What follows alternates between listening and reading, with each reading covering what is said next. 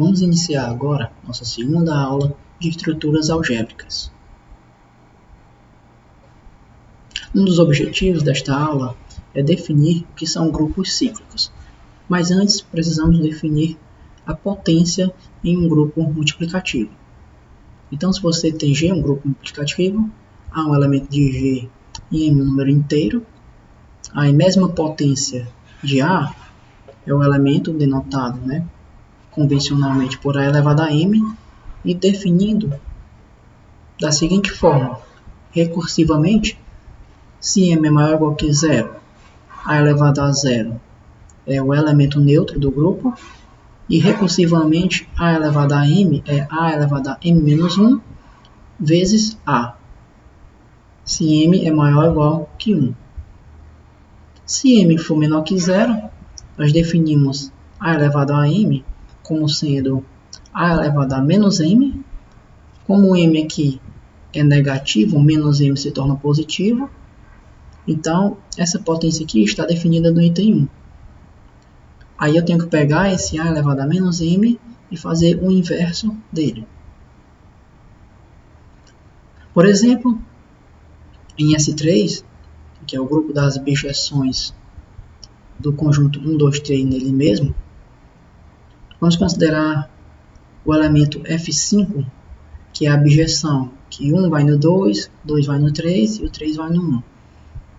Então, vamos calcular aqui A elevado a 3. No caso A, na verdade, é o F de 5, tá? Então, vamos calcular esse elemento elevado a 3. No caso aqui, elevado a 3 é aplicar F de 5, operar com ele mesmo 3 vezes. Em S3, nós temos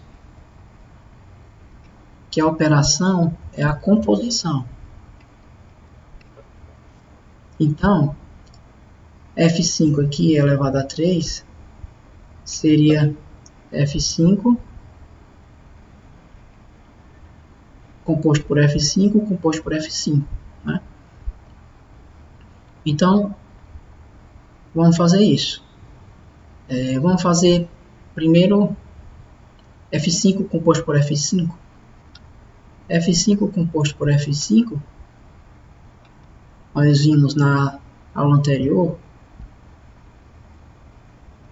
denotando essa função de forma matricial,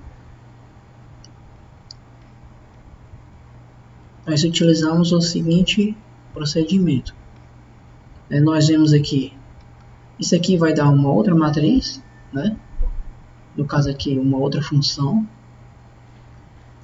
Aí eu tenho que saber o 1 vai em que valor, no 1, 2 ou no 3. Para isso, eu recorro aqui. O 1 vai no 2, aí eu venho aqui e o 2 vai no 3. Então, o 1 vai no 3.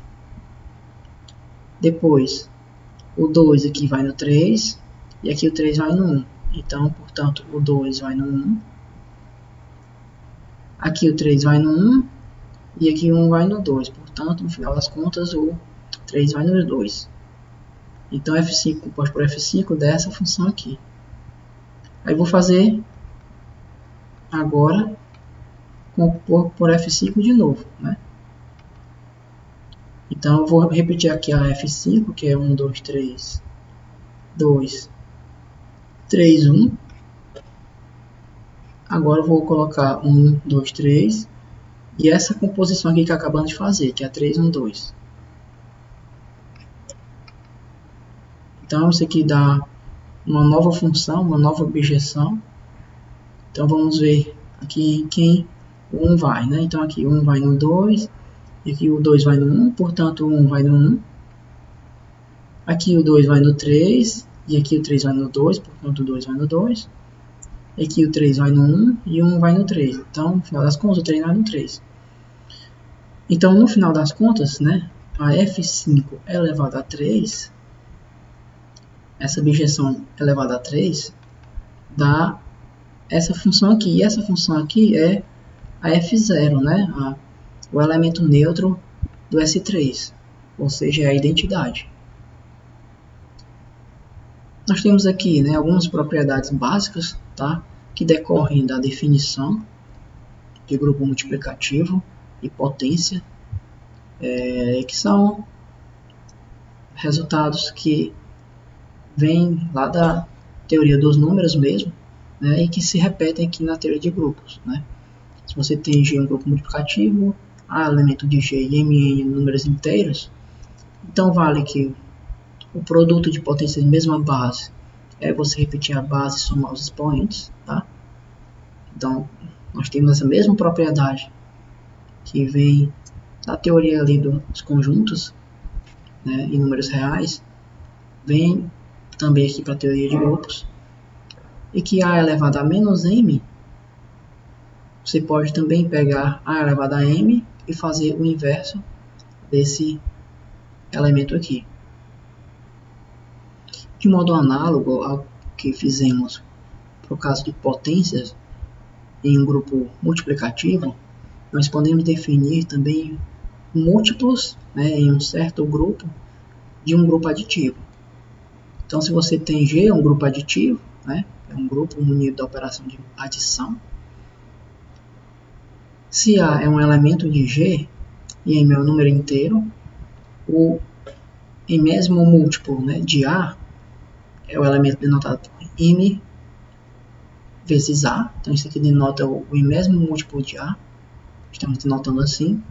E também é definido recursivamente da seguinte forma, né? Se M é maior ou igual a zero, né? Por exemplo, se o M for zero, 0 vezes A, a gente define como o elemento neutro do grupo, e de modo recursivamente para M de 1 para frente, inteiro, o enésimo múltiplo de A vai ser o enésimo menos 1 múltiplo de A adicionado a A. O item 2, que se M é negativo, então o enésimo múltiplo de A é definido da seguinte forma.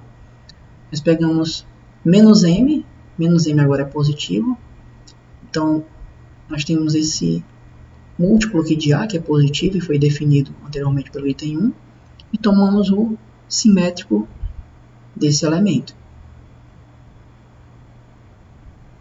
Então, todas essas definições, tanto de potência quanto de múltiplo, né, pode ser provado, né, que estão bem definidos, né, por indução. Aqui, por exemplo, se a gente pegar o grupo das matrizes de ordem 2, né, grupo aditivo, né, de ordem 2, vamos pegar esse elemento A, 1, menos 2, 3, 0. Então, vamos calcular o múltiplo de A de ordem 3, né, 3 vezes A. Tá? Então, se nós fizermos A mais A mais A, né, que dá exatamente 2 vezes A, então isso definido aqui anteriormente, então é a matriz 1 menos 2, 3, 0, mais 1 menos 2, 3, 0. Então, isso vai dar a matriz 2 menos 4, 6 e 0. E a matriz 3A, usando a definição, isso é 2A mais A. É o enésimo menos um múltiplo de A mais A. Então, esse 2A é 2 menos 4, 6, 0. Mais, aqui a matriz A é 1 menos 2, 3 e 0. Então, se eu somar, nós temos 3 menos 6, 9 e 0. Então, essa é a matriz 3A. Né? Note que essa definição aqui, ela nos diz, né, sugere que 3 vezes uma matriz A é de fato o que nós tínhamos costume de fazer. Né? Basta multiplicar cada elemento da matriz por esse valorzinho aqui, né? 3 menos 6, 9 e 0. Também temos algumas propriedades de um grupo aditivo relacionadas a seus múltiplos, que também são propriedades básicas que se repetem lá da teoria de conjuntos e números reais. Então, se você tem um grupo aditivo, A é o elemento desse grupo e M e N são inteiros. Então vale que o enésimo múltiplo de A mais o enésimo múltiplo de A dá o N mais N ésimo múltiplo de A. Aqui é como se valesse uma distributividade, né? Menos M vezes A, então múltiplo menos M de A, isso aqui equivale ao simétrico do enésimo múltiplo de A. E se você pegar o enésimo múltiplo do enésimo múltiplo de A, isso dá o mesmo que o N vezes M ésimo múltiplo de A. Então, se você tem aqui dois números multiplicando um elemento do grupo, então você pode primeiramente multiplicar os números para depois pegar o múltiplo de A com essa nova ordem, M vezes N. Agora, precisamos de mais uma definição. Vamos considerar G um grupo multiplicativo, para fazer sentido eu falar de potências de um elemento do grupo. Agora, dado A um elemento do grupo G, vamos definir esse conjunto aqui como sendo o conjunto das potências de A, com M variando nos inteiros. Então, é o conjunto de todas as potências de A desse conjunto aqui. Esse conjunto aqui nós chamamos de grupo gerado por A. A seguinte proposição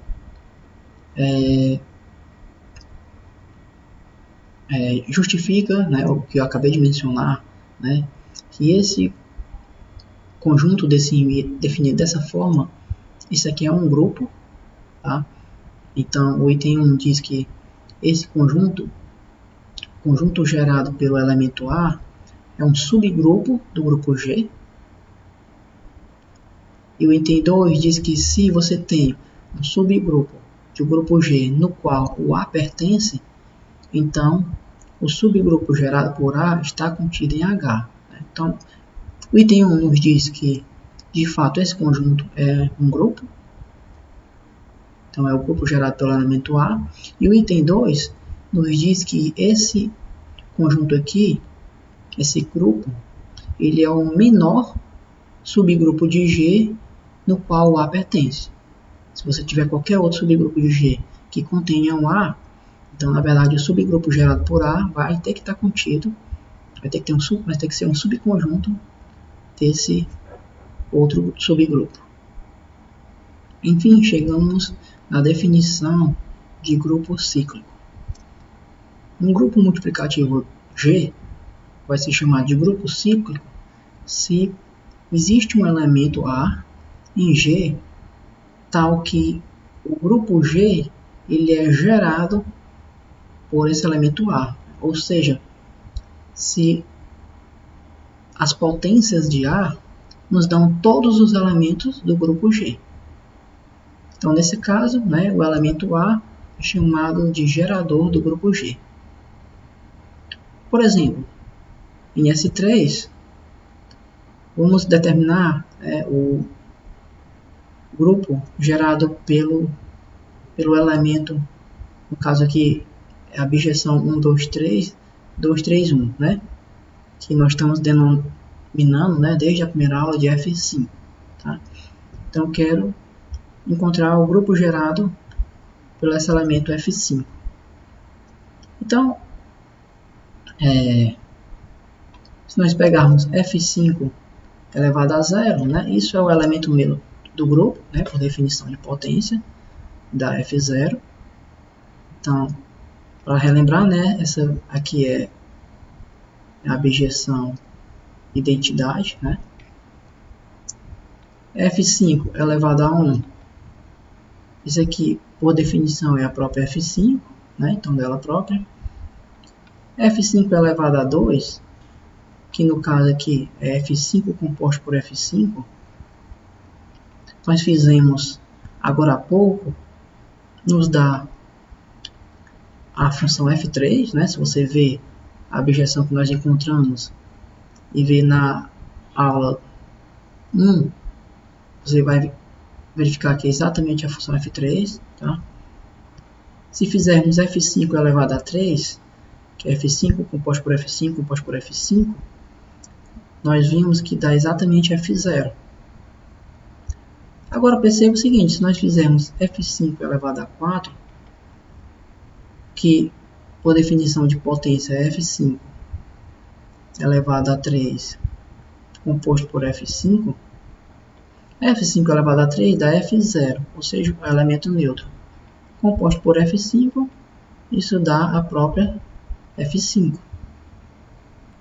Então perceba que há uma repetição, né? Se você fizer f5 elevado a 5, que é f5 elevado a 4 composto por f5, f5 elevado a 4 dá f5, e f5 composto por f5 dá exatamente f3.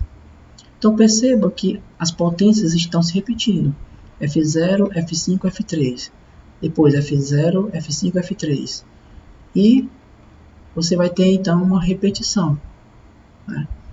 Agora vamos ver as potências negativas. Então vamos lá. Por exemplo, f5 elevado a menos 1, isso aqui é o inverso da função f5. Então eu coloco aqui 1, 2, 3. O inverso da função f5 é você olhar, agora 1 vai em quem? Você vê agora de baixo para cima, que 1 vai no 3. Então, 1 vai no 3. Aqui o 2 vai em quem? Olha de baixo para cima. O 2 vai no 1. E aqui o 3 vai no 2. Então, essa função aqui, né, se você verificar a notação da aula 1, isso aqui é exatamente a função f3. Agora, se você pegar f5 elevado a menos 2, isso aqui por definição é f5 ao quadrado elevado a menos 1. f5 ao quadrado nós calculamos da f3. Então, nós fazemos o inverso da f3. O inverso da f3, se você perceber, a f3 está aqui, definida acima. Então, para encontrar a inversa, você olha de baixo para cima, né? O 1 vai no 2, o 2 vai no 3, e aqui o 3 vai no 1. E essa função é exatamente a f5. Então, a f5 elevado a menos 2 dá f5. E f5 elevado a menos 3, isso aqui por definição é f5 elevado a 3 elevado a menos 1. f5 elevado a 3 nós fizemos da f0. f0 elevado a menos 1, f0 é a identidade, então a inversa dela é ela própria, a própria identidade, certo? Agora, se você pegar potências maiores, nós vamos ver que vai se repetir também f0, f5 e f3. Por exemplo, f5 elevado a menos 4, isso aqui é f5 elevado a 4, tomada a inversa. f5 elevado a 4, nós calculamos aqui da própria f5, e a inversa da f5 calculamos acima da f3. Então, veja que também é uma repetição. Então, o subgrupo gerado pela função f5 dá o subgrupo tomado pelas funções f0, f5, f3 e f5. Então, isso aqui nos dá todas as potências do elemento f5. Temos aqui duas proposições importantes. A primeira delas diz que se você tem um grupo cíclico gerado por um elemento A, tal que A elevado a R é diferente de A elevado a S, sempre que R é diferente de S, né? Ou seja, dois inteiros distintos me dá sempre potências distintas. Então, essa aplicação f de z em g, definida por f de r igual a elevado a r, né? Pega cada inteiro e nos leva a uma potência a elevado a r. Essa aplicação é um isomorfismo de grupo, né? É claro que aqui a ordem de g é infinita, né? Até pelo fato disso aqui ser é uma objeção, poder fazer uma objeção, né, de um conjunto infinito no outro, esse outro conjunto tem que ser infinito também, tá bom? A segunda proposição diz que se, né, nas mesmas condições de que G é gerado pelo grupo A, pelo elemento A, né, então nós temos um grupo cíclico, tal que existem dois inteiros R e S, onde uma potência coincide com a outra, né, para um par de inteiros distintos, tá? É claro que tem que ser distintos. Então, o que acontece é que vai existir um inteiro H positivo, tal que A elevado a H dá o elemento neutro do grupo G, tá bom? A elevado a zero já dá o elemento neutro, né, de G, por definição. Mas essa potência me diz que, essa proporção me diz que, além do zero, existe um outro H positivo, que faz com que A elevado a H também me dê o elemento neutro. E ainda, esse H, ele é o menor inteiro positivo que faz a potência virar o elemento neutro. Ou seja, toda vez que você pegar uma outra potência positiva menor que R, A elevado a R difere do elemento neutro. Tá bom? Então, nesse caso aí, a ordem do grupo é finita, né? E vai ser exatamente H. Então, nesse caso, o grupo gerado, né, pelo elemento A é a potência que vai de 0 até a potência H-1, porque a potência AH já retorna para o elemento neutro, né?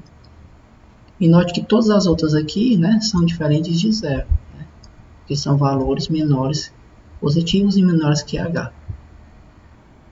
Agora vamos definir o que são subgrupos normais e logo após grupo quociente. O subgrupo N de um grupo G é chamado de subgrupo normal se para todo x em G vale a seguinte igualdade: xn é igual a nx, ou seja, x operado com todos os elementos do subgrupo N, esse conjunto coincide com todos os elementos do subgrupo N operado com esse elemento x. Por exemplo, em S3, nós vimos na primeira aula que esse conjunto aqui, C3, ele é um subgrupo de S3. Então, subgrupo formado por ações F0, F3 e F5. Esse subgrupo, ele é um subgrupo normal. Então, se nós recorrermos aqui à tábua de operação, né, em S3, então aqui nós temos todos os elementos de S3, né, que é F0, F1, F2, F3, F4, F5, né, e aqui todas as operações entre dois elementos de S3 quaisquer, né? Então nós temos a tábua de operação em S3. Então eu completei a tábua do vídeo 1. Então verificar aqui um subgrupo é normal. Então nós temos que verificar aqui no caso de C3, nós temos que verificar que x C3, isso aqui coincide com C3x. Em outras palavras, quem é xC3? xC3 é você pegar x vezes f, onde f é uma função de C3. Tá bom? Aqui, esse x vezes, isso aqui é a operação, que no caso aqui, em S3 é a composição.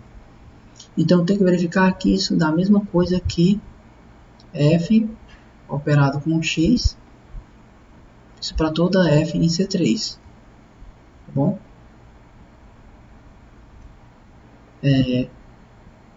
Então, no caso, se nós formos ver, por exemplo, isso eu tenho que verificar para todo x no grupo, né? Então, eu tenho que verificar isso aqui para todo x em C3.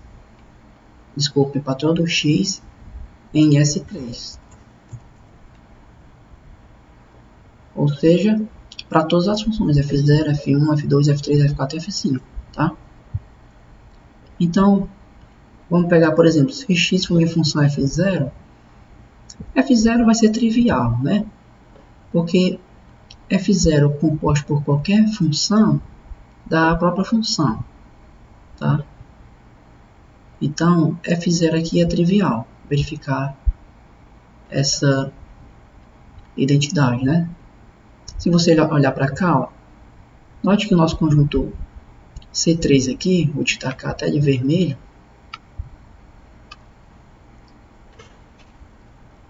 C3 é essa aqui, ó, F0, F3 e F5. Então, se você pegar o x como sendo F0, então F0 por F0 dá F0, F0 por F3 dá F3 e F0 por F5 dá F5, tá? Agora, você tem que fazer F0, F3 e F5 composto por F0. Agora você tem que fazer o seguinte procedimento: F0, F3 e F5 composto por F0. Então você olha aqui. Então dá F0, F3 e F5 também. Então se x é F0, essa identidade é trivial, né? Dá o próprio x vezes C3 é igual a C3 vezes x. Isso dá F0, F3 e F5. Bom, agora, se nós tomarmos x igual a F1, tomando x igual a F1, o que vai acontecer? Então, quem seria x vezes C3? X vezes C3, no caso, é F1 operado com as funções de C3. Então, é F1 operado com F0,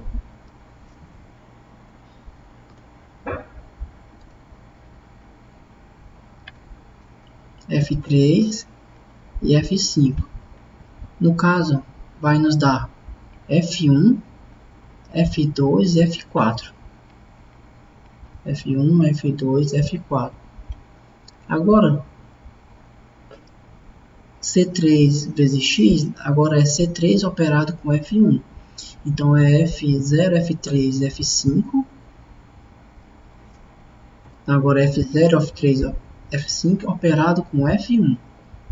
Então, F0, F3 e F5 operado com F1 vai dar, respectivamente, F1, F4 e F2. Então, essa aqui dá F1, F4 e F2. Então, a menos de uma mudança de ordem aqui, coincide o mesmo conjunto. Então, de fato, são iguais. Agora, se x é F2. Então, se x for F2, por exemplo, então vamos lá verificar quem é x vezes C3. Então, F2, vou olhar agora aqui nessa linha, F2 operado com os elementos de C3. Então, F2 operado com F0, F3 e F5. E vai ser F2, F4 e F1. F2, F4 e F1. Agora vamos ver quem é C3x. Então, agora são os elementos de C3 operado com F2. Então, F0, F3 e F5 operado com F2. Vou olhar agora para essa coluna. Então, vai ser F2, F1, F4. F2, F1, F4, a menos de uma mudança aí na ordem, coincide com esse mesmo conjunto. Então, de fato, são iguais. Tá? Bom, aí fica aí como exercício para vocês verificarem que, de fato, isso vale para todas as funções de S3. Finalmente, definimos o que é um grupo quociente. Vamos considerar G um grupo e N um subgrupo normal do grupo G. O grupo quociente de G por N nada mais é do que o conjunto quociente, definido G quocientado por N, como sendo conjunto dos elementos da forma AN, para A em G, munido, é claro, da operação de G, que torna G um grupo. Então, esse conjunto munido dessa operação é, de fato, um grupo, certo? Um exemplo é se nós considerarmos G, né, o grupo multiplicativo dos complexos formado pelos elementos 1, menos 1 e menos i. Então, esse conjunto G, munido da multiplicação de números complexos, é um grupo. Esse N, né, i menos 1 e menos 1, ele é um subgrupo, né, de G. Além disso, ele é um subgrupo normal. E vamos determinar G quocientado por N, né? G quocientado por N. Então, por definição, eu vou pegar cada elemento de G e operar com N, com o subgrupo N. Então, por exemplo, se eu pego o 1, né? Quando A é igual a 1, o que acontece? Então, quem é 1 vezes N? Então, é 1 operado com N. Então, eu pegar o 1 e operar com cada elemento de N. Então, é 1 vezes 1, que dá 1, e 1 vezes menos 1, que dá menos 1. Então, 1N dá o conjunto 1 menos 1, ou seja, dá o próprio N, né? Agora, eu vou pegar o A igual a menos 1. Quando o A é menos 1, quem é menos 1, N. Eu pegar menos 1 e multiplicar por cada elemento de N. Então, menos 1 vezes 1 dá menos 1. Menos 1 vezes menos 1 dá 1. Então, isso aqui também dá o próprio conjunto N, né? Aqui dá N, isso aqui dá o próprio N também. Quando A é I, quem é I vezes N? Então, é I vezes 1, que dá I. E I vezes menos 1, que dá menos I. Então, isso aqui é o conjunto IN, né? Vou denotar dessa forma. E quando o A é menos I, então menos I vezes N dá, então é menos I vezes 1, menos I vezes 1 dá menos I, e menos I vezes menos 1 dá I, que coincide também com o conjunto IN, né? A menos de uma mudança de ordem.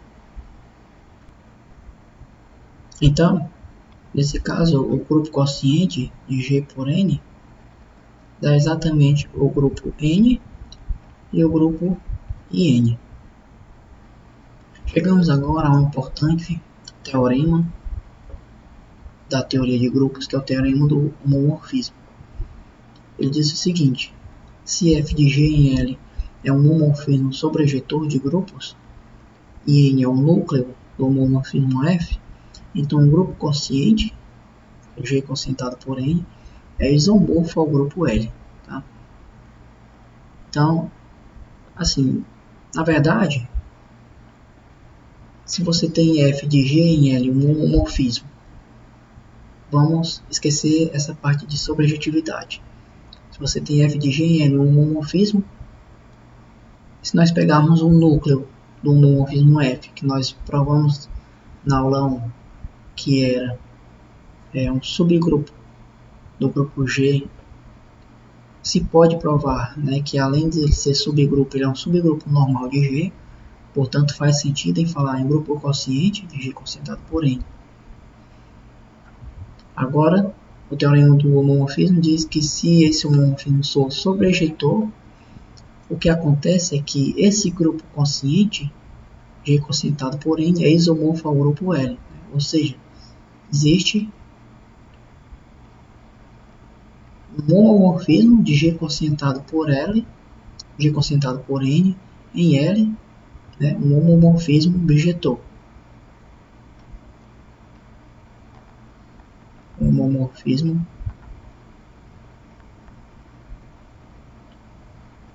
bijetor.